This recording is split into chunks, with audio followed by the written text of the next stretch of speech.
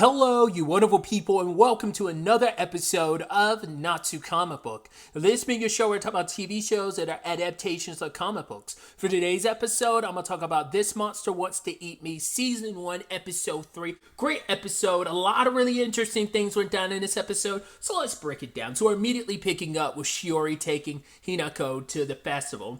And obviously, Hinako's got all these complicated feelings because it's like, right, you're supposed to be the monster that's eating me. You dragged me here. I didn't want to be here. And it's like, right, you have this pushy and self-centered personality, but at the same time, you're also like kind in such a terrifying way.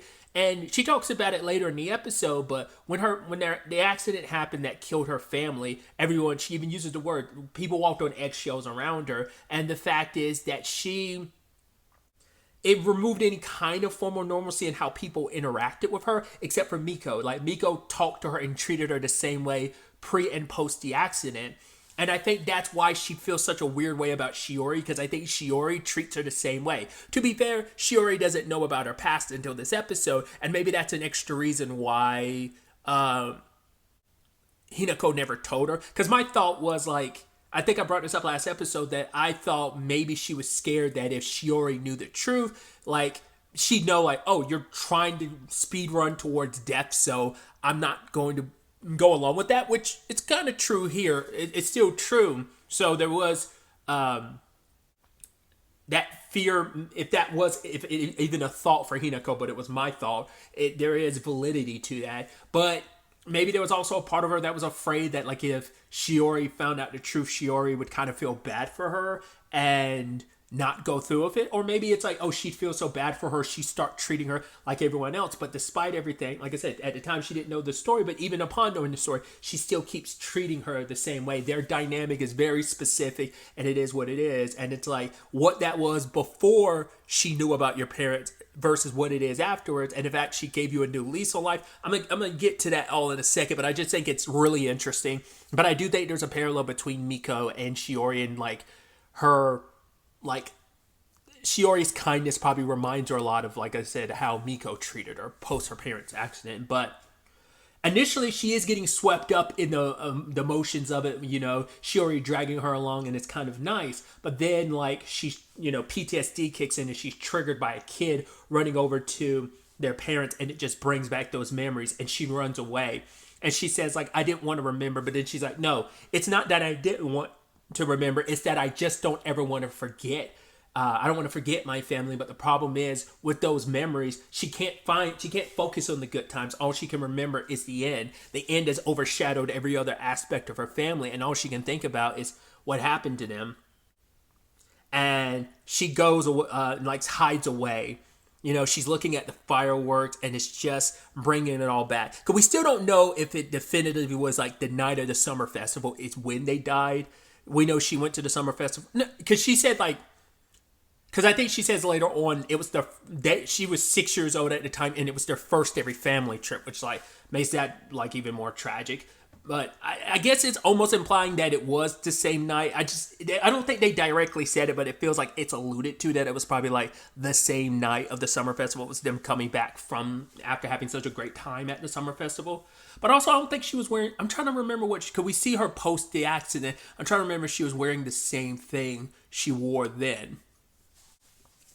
During the summer festival, like a yukata, because she was wearing one in the flashback, but I can't remember if she was wearing one like post the accident, like right during or right after the accident. But Shiori ends up catching up with her, and Shiori's trying to reach out to her, but Hinako's like, you're supposed to eat me. You're supposed to be a monster, but the fact is you're so nice to me, and it's like, are you really the monster that's going to eat me? Because she's even wondering, like, I put my trust in you, belief that you would eat me, and now I'm having, the way you're treating me, I'm second guessing that, and it's like, it's almost like in an effed up way, it's like, you got my hopes up, and now I feel like all my hopes that were pinned on you to be, the end of me, now it's like, oh, you're not going to do it.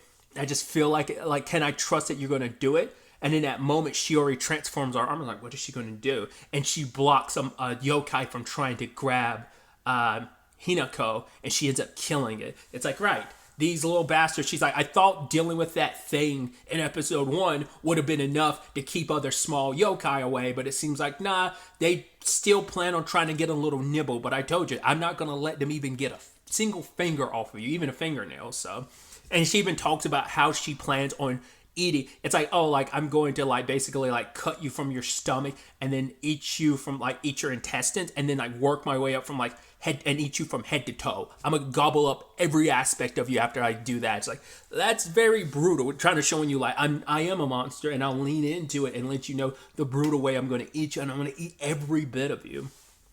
But then she leans over to her and it's like, she's like, it is super messed up and effed up. Like, I brought you out here and what'd you do? You ran away from me. All the hard work I put in, boo hoo hoo. And then Hinako was like, I'm sorry. She's like, wait, why am I apologizing? It's like, I do love Shiori seems so wild because she could be very like, she's very, very playful and has such a playful personality. And I mean, I think probably yokai have that nature in them in a more sadistic way, but you could make the argument what Shiori is doing is sadistic, but there's also like something loving and caring about the approach she has. But it's also for the end result of it's because you're going to taste better. And it's like, is that really her full intentions? It seems like it is, but who knows if like she'll still see it through by the end, whether she'll have a change of heart because she wants Hinako to have a change of heart. But getting to it, she starts choking Hinako and it's like, tell me. She's like, I could see it on you. Why do you want to die so badly? Because she's like, yes, your blood and your flesh, like you smell so enticing, but there's also this stench, like a beached whale that is rotting away. And it's like, that smell is enough and tasty enough for any yokai. But for me, I have higher standards. So that's why I want to, fatten you up on happiness and goodness before I gobble you whole. So I need to understand. It's like, right, you now understand me, so I want to understand you more. Now tell me. And Hinako explains it was a car accident. The car, there was an accident. They were coming, heading on course with a truck. I think the truck hit them, and they flew off the cliff and landed in the water. The car was on fire and it sunk into the sea. But when it flew off the cliff, she miraculously fell out the car. Because if you notice her arm too, and I think this is her first time seeing. I'm not trying to remember. Like, has she worn short sleeves up until now? Maybe she had. It's a detail I never really noticed before. But like when, you see a little bit of her flesh exposed, like on the upper part of her arm, and it looks scarred. At first, I was like, "Oh, is that from burns?" Which it could be. Who knows if the car was on fire before it hit the water? It could have just been like her flesh is severely scarred from like flying out of the glass, but it could be a combination of two, because it, like, from the little we saw her flesh on her arm, on specifically it was like her right arm, but it looked like it was that looked like it was burned, like her flesh was burned, but unclear. But we see like she was there outside the car, and for her, she vividly remembers that. She also like regrets. She's like, if I had crawled just a little bit closer, I could have been with my family and died with them that day. But then she remembered hearing a voice saying like, you have to live. And she's like, there's no way it could have been my family, but I do distinctly remember hearing that, because she's like, there's no way I could have heard them over the sound of that burning car in the water. So not only was the car on fire, it sank into the bottom. So I wonder, was their bodies ever recovered? I'm assuming who knows what condition their bodies were in, It's like they might have died from the impact. Hopefully, she probably would have heard screams if they were still alive burning in the car. Eventually, the fire must have went out like the moment it got absorbed into the sea. That's why when she looks at and focuses so much on Shiori's eyes, because she's like, right, your eyes are like the ocean. It reminds me of the ocean the night my family was taken from me. The ocean that swallowed my family. So she looks at those eyes, the same ocean eyes that feel like they're going to swallow her as well. But it kind of coincides with what I brought up last episode about like why she's living. That it's like, right, despite her wanting death, she's never taken it directly into her own hands, because she feels like it's not right. Her family would want her to live, and it feels wrong to kind of, she tries to live, but it's like the sadness overwhelms her. And that's when she's like, that's when you came to me. It's like, and it's kind of what I was saying. It's something outside of her control. You're not even human. You're a monster. You're an entity of nature. Well, and it's almost like getting hit by a car that just like, or like something natural disaster or whatever kills you. It's something like that where it's something that exists just sideswiped me and got me. So it's different from, like I said, me taking my life on my own hand versus like, hey, I'm just letting this thing happen. Just like the thing that grabbed her in episode 1. Even Shiori's like, when you were being dragged down, you didn't even fight. So that's why that was an instance of I knew you wanted to die. And every time I brought up, hey, I'm going to eat you, you look so happy. So further proof of you want to die. So she's trying to understand. And now she does when it's all said and done, especially how Hinako's like, right, you're the answer to everything. You'll be my end and you'll be what I've aimed for and, wanted. And Shiori's like, well, now that I better understand you, I can give you some advice. Maybe instead of viewing what happened, because it's like, maybe you survived for a reason. Maybe you were lucky. And she's like, lucky? How? There's nothing lucky about me being the only surviving member of my family. But Shiori's like, you've looked at it through a lens of sadness. Your family would want you to live. They wouldn't want you to go straight to death. So it's like, you should live for your family's sake and be happy and just kind of, and it's like, right, the moment you get, experience so much in life, you find your way forward. And the moment you start deciding like, hey, I'm my happiest, I've got so much to live for, I don't want to die, that's when I'll gobble you up. So it is a thing of, if you want, and brought up last episode as well, of, yeah, if you want me to eat you, and I think I'm the one that suggested, like, oh, if you want me to eat you, you basically have to, be as happy as quickly as possible. I suggested like she'd struggle with it because, oh, do I have to fake it for Shiori's sake? But even she told Shiori early on in this, discussion, like, what can I do? Like, this might be as good as I can get. This might be as fine as I will be because the sadness is overwhelming me and I can't just like pretend like everything's okay. Like, this might be as good as it gets. Because I'm so messed up, there's no getting over this particular barrier. And it's like any attempt to will only shortchange you in the long run because this might be as good as it gets. This is all I probably can have and muster up on being happy and okay. But having kind of that goal in mind, having that different perspective resonated with Hinako, and so she's willing to give it a try for Shiori's sake. And even she's captivated by just those few words by Shiori was able to kind of lift my spirits enough that I'm able to kind of view things through a different lens. We also learned that, hey, yokai blood can't be seen by humans, and it would eventually dissolve. But the fact is, Hinako still had quite a bit on her. I was like, you're going to run into Miko because you haven't run into her yet, and she's going to see the blood, isn't she? So they do, while they're going off to get some food, most of the carts are closed. Hinako gets spotted by Miko, but Miko doesn't confront her. Because she probably saw like, oh, you're here with Shiori, so that probably rubs her the wrong way. But she didn't say anything at the time. She just said, Hinako. And I was like, she probably saw the yokai blood.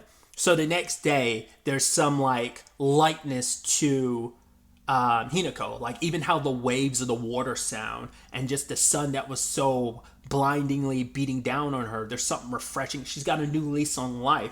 And doesn't make everything go away, but now she's able to view things through a different lens and is kind of taking it one step at a time. And Hinako talks to her, is like, hey, I got up early. I was like, probably didn't you? Even though it's like, you're usually late. And she's probably making even more of a point of, I'm going to stick by you. I'll talk about that later. But she's like, I've always made a point to stick by you, but I'm going to try even more. There might be extra reasons why she probably misses school pretty often. Like there might be like some like yokai illness that she has. Like I said, I'll get to that later. But she asked Hinako, it's like, oh, so did you see the fireworks? She's like, what are you talking about? And it's like, yeah, the festival and everything. And she's being very coy about it. And Hinako's like, what do you mean? She's like, from your house. My house? Oh, right. No, I was in the bath. It's like, wait, you missed it? She's like, right. I have some pictures I should show you. This one's blurry. I'm like, you're not going to like throw it in her face and have a picture of her. But, Hinako's like, she kind of felt a little bad lying to Miko, but she knows how much it would hurt her in the long run. But then we see that expression on Miko's face because it's like, right, she knows, we know that she knows that you're lying. And it's like knowing that you had an opportunity to tell her the truth, but you didn't. In fact, you double down on it and make it so that you tell Shiori not to tell Miko, because Miko's been that person for you. She's been your ride or die. She's been by your side through it all. Once again, she treated you the same way when other people changed how they approached you and how they interacted with you. So she feels like she owes Miko so much, and she doesn't want to end up hurting her in the long run. So Shiori's like, cool, I sign off on it. I'm okay. Because she's like, at the end of the day, Miko's your best friend, so that practically makes her my best friend. And Shiori's like, that's not how that works. So while she's away dealing with some trash, even more yokai pop up, and even Shiori was like, I thought the whole point of me doing that in episode 1, killing that yokai, would scare away any other yokai, knowing like, yo, this is my territory. Anyone that closes into her gets got. But now it's like, and even she's like, with so many yokai coming after her, how has she survived until now? And then we have Miko come over, and she's just kind of shocked, and we end the episode there. So I think she sees the yokai. I think she saw the yokai blood. Now, the thing is, she's probably going to have a whole bunch of questions about who and what Shiori is, because Shiori presents herself and disguises herself as a human. So, and especially in that moment, she just killed the yokai. Like, who knows how much of that Miko saw? She might have just seen the dead yokai. She might not have seen what Shiori did, but Shiori didn't transform to kill him. Pretty impressive, even without her claws and stuff and just her powers as a yokai, can just naturally use her superhuman strength to just kill him, especially because these are yokai that are on a weaker end that don't need her to kind of use much of her power. So the thing I was alluding to earlier, and I think I brought this up in episode 1, because of the rosary beads around her hand, I'm like, is she like a shrine maiden, or at the very least her family's connected to a shrine? So that would explain, like, maybe she's almost like a medium-esque character where she can sense yokais and all that stuff. Because two things. One, her being able to see all that stuff. I mean, the other thought could be she's also a yokai, but you would think Shiori would have sensed that out. So she's got to be a human just with like more spiritual awareness. She had brought it up. Shiori herself had brought up before, the point of how have you managed to like survive all these yokai coming after you? Because Miko has always made an effort to always be around her. And part of me wonders, could it be that maybe she's obtained some illness from always fighting off evil yokai and stuff, and it's taking its toll on her, and that's why she's always missing school sometimes? Or she fights the yokai that are after Hinako, and she gets injured and she stays home to recover. Maybe it's one and the same. Maybe they're not mutually exclusive. Who knows? It's going to be interesting to find out, but that's probably extra reason why Miko has stuck around Hinako. Not only do you care about her, but it's also like you notice the abnormal amount of creatures around her and you want to protect her. It seems like probably, especially considering Miko's known her prior to the accident, she probably saw like there was never any after Miko. I mean, Miko probably noticed there were none after Hinako pre the accident, but post the accident they were coming out of the woodwork, and so that's probably why she's always made sure, why she's always probably weary about anyone getting close. Like, I think it's a little jealousy of possessiveness of I'm here to protect you and I care about you. Well, there's maybe, who knows, it feels like it could be a love triangle thing, but I don't know if like Miko's coming at it from a romantic place or whether it's just a platonic, like you are my dear friend, I want to protect you, or there's a little bit more to it. But obviously she is jealous when it comes to Shiori and the time that Hinako is spending with her. Because I'm sure like there is an angle of, up until now, Hinako has been exclusively Miko's. Like, she's never had to share her with anyone else until now. So there might be a thing of, I've always looked after you, and here you are kind of, in an effed up way, it's almost like, oh, you're two-timing me behind my back and you're lying to my face. It hurts because, like, I've always loved you in that type of way. Like I said, in a very romantic type of way. And then all of a sudden it feels like you're kind of two-timing me and following some other seductress, mermaid and all that. So it's just really, really interesting. I'm curious to explore that dynamic more, see where the next episode takes us with all of this, kind of maybe get some insight about Miko's situation and kind of her thought process and what she's really thinking and what she's really feeling about Hinako as a whole, but with everything. But yeah, that's really all I wanted to talk about. Till the next time we meet, be happy, be safe, live life to the fullest, and enjoy it. Good day and goodbye. Bye.